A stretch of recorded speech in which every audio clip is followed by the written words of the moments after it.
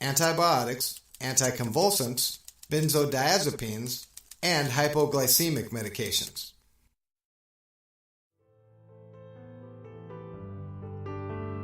Like older Americans, chronic pain patients are also affected by polypharmacy. Chronic pain is accompanied by several comorbid conditions. These conditions are often treated with additional prescription or over-the-counter medications. All medications come with the risk of side effects, whether prescribed or over-the-counter. That alone increases the risk of polypharmacy in the chronic pain community because our first instinct is to treat the side effects from medication with more drugs.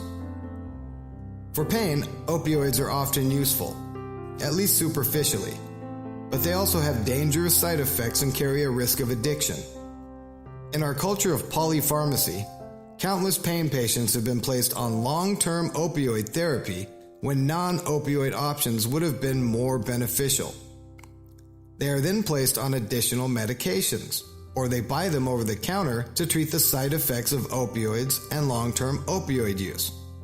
It's just one big pyramid scheme of side effects and drug interactions that double, triple, quadruple, and more with every drug added to the mix.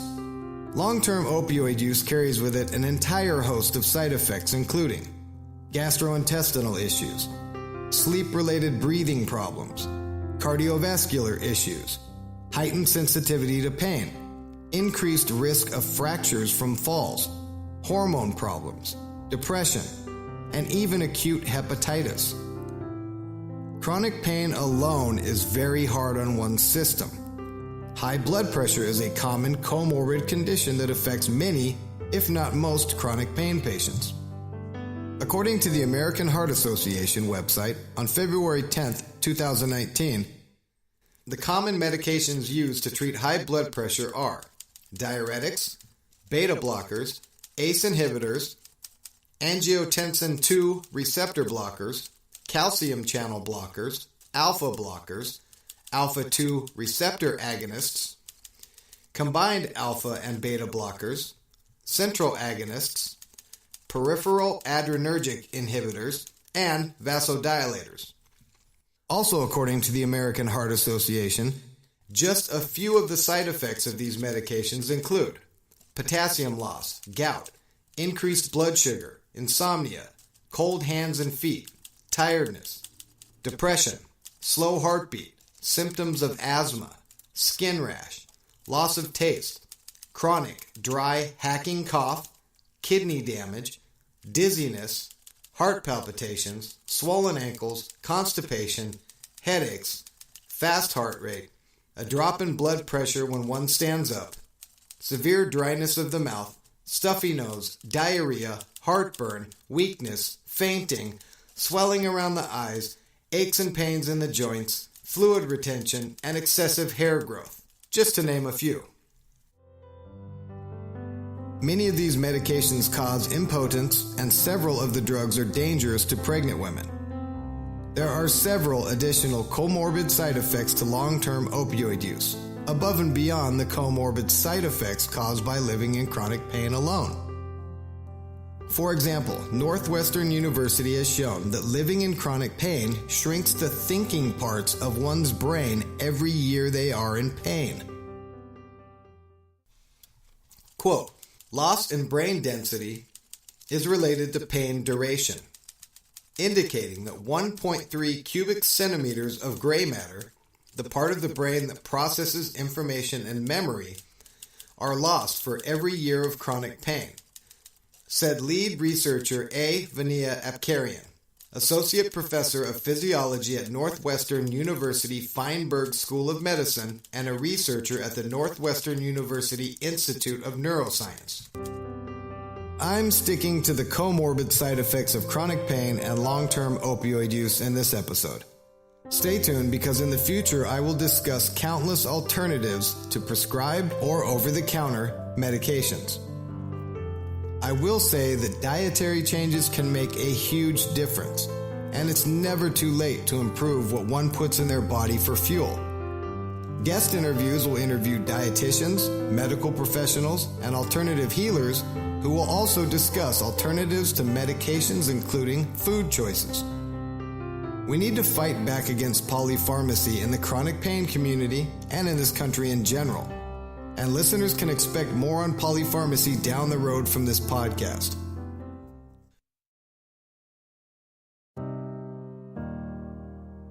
Finding a balance between opioids, non-opioid drug alternatives, and non-drug therapies such as acupuncture, yoga, trigger point injections, diet, and more.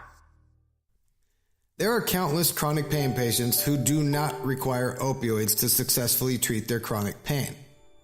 That's just how it is. Unfortunately, in a culture of overprescribing, these patients are conditioned to believe that opioids are their only answer. This has created countless pain patients who behave like pseudo-addicts, and as an added bonus, they are also physically dependent on opioids. Nevertheless, these patients did not place themselves on opioids. They were prescribed to them, rightly or wrongly. If opioids are not the answer they need, then viable alternatives must be established and in play prior to stepping the patient off of opioids slowly and safely. To do otherwise and cut them off of opioids cold turkey has created yet another crisis.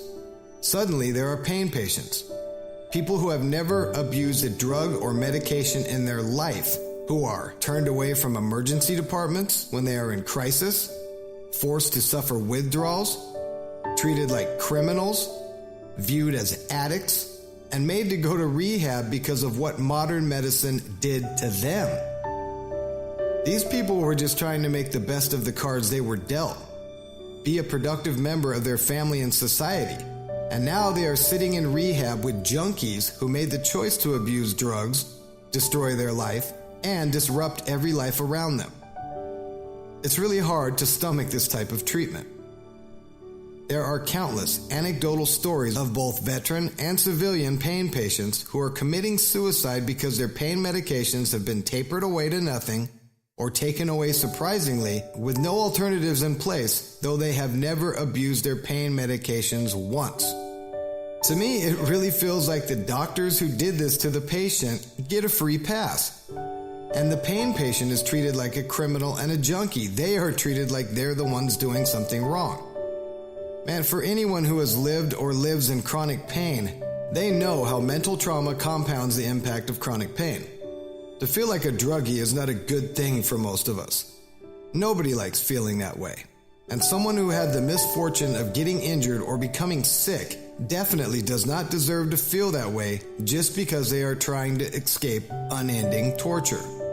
What is happening to tens of millions of people right now is beyond cruel. It is sadistic. It is a civil rights violation. It is a human rights violation. For a taste of how the federal government feels about this crisis, let's turn to someone who can always be counted on to say something stupid.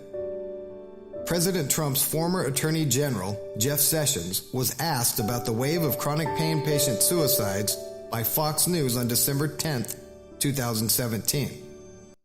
Quote, "This is the greatest health hazard we've had," Sessions said of fatal overdoses. "Let me just say this to the suicide problem and other problems. They are arising out of addiction to those drugs. People don't know how powerful these addictions are. So people get into a situation where they can't keep taking the drugs, and some of them might conclude they can't live without them."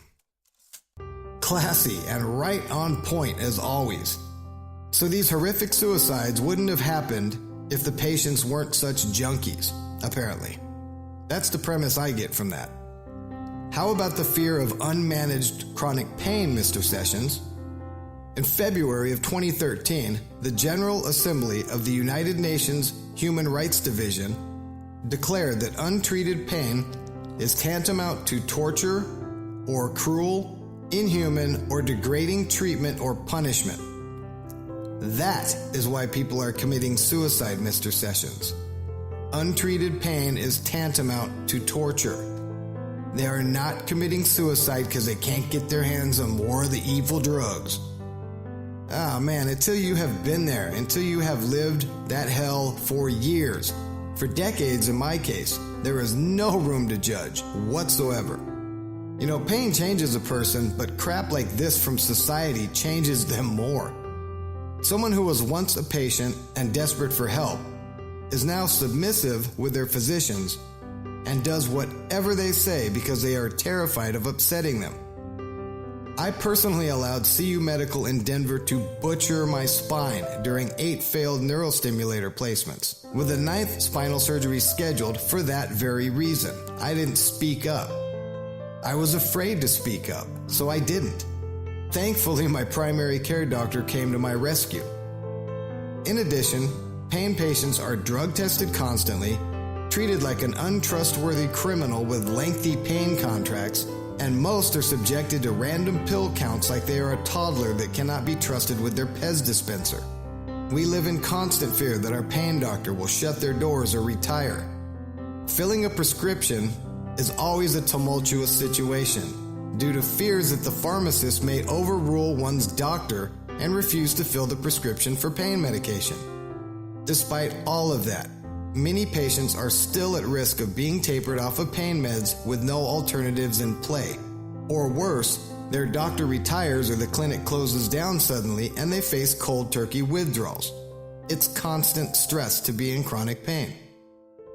When a doctor retires or a clinic closes its doors, the pain patient is right back to searching for a new pain doctor, which really means they have to prove they're not a drug seeker first, while hoping they are seen as a patient in need of help second. That is if the pain clinic will even return their call, and there's a reason for that. According to the Henry Ford Health System, in a press release titled, "Few doctors have adequate training to effectively treat pain," a 2011 study showed that for every medical professional with the training and experience to treat chronic pain, there were over 28,500 chronic pain patients in need of their help. That's a 30,000 to 1 ratio, folks. And this study took place almost 10 years ago. Now, with so many pain clinics closing and the large number of pain specialists getting out of the business, the few remaining pain doctors are now inundated with new pain patient requests. I keep reading and listening to anecdotal stories about pain clinics and independent pain doctors who are tapering all of their patients off of opioids across the board with no alternatives in place. Other clinics are closing their doors suddenly with no notice whatsoever. The patients are often due for a refill and must scramble to find a new pain doctor with no pain medicine in reserve, and therefore withdrawal is imminent. Again, this is completely irresponsible. Treating chronic pain successfully is as unique as each patient's fingerprint. We need to make this about the patient, not the opioids. For the few patients who must remain on long-term opioids, alternatives should also be explored. Many times, non-drug therapies can help these patients reduce their intake of long-term opioids and improve their quality of life with less painkillers. Even those who need to be on opioids often don't need to be on as many as they are taking. You know, it gets even tougher when chronic pain has been unofficially criminalized in this country.